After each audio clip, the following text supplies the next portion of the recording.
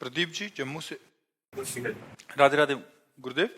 गुरुदेव भगवान, जब भी कभी मंदिरों में उत्सव होता है तो ज्यादातर बर्तन टेंट हाउस से आते हैं। उन बर्तनों में नॉन वेज भी बना होता है और वहीं बर्तनों में प्रसाद बन के भोग लगता है। ऐसे में प्रसाद अगर कोई वैसे दे तो मना वैसे करें, क्या करें? मतलब हम वृंदावन की बात कर रहे हैं, बाहर की तो बात हमें ज्यादा ज्ञान है नहीं।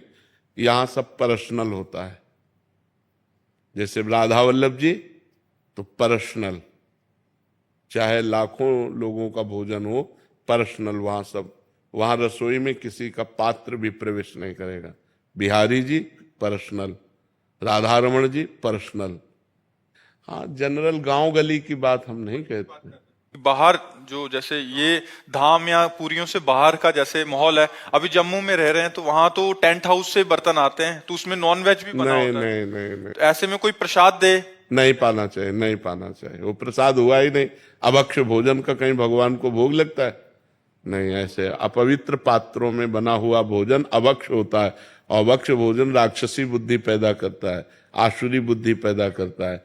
इसीलिए नहीं, ये बिल्कुल नहीं। जिन बर्तनों में प्याज लहसुन बना होता है पहले और बाद में हमने उसको छोड़ दिया तो वो पात्र भी नहीं, प्याज लहसुन इतना निषेध नहीं है कि जिन पात्रों में प्याज लहसुन बना उन पात्रों का मार्जन करके यदि आपको भोजन बना के दिया जाए, उतना निषेध नहीं। मांस वाले में निषेध है। प्याज लहसुन कोई बुरी चीज नहीं है। आप हमारी बात समझो। जैसे आलू पैदा होता है वैसे प्याज लहसुन पैदा होता है। उसका परिणाम जो है, प्याज लहसुन परिणाम में हमारे अंदर तमोगुण पैदा करता है, बस इतनी बात है।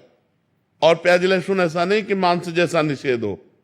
मांस में दूसरे के शरीर का छेदन भेदन होकर के वो मांस बनता है।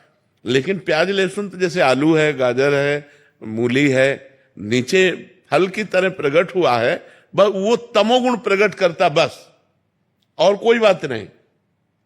ऐसा नहीं कि पाप लगेगा, ऐसा नहीं।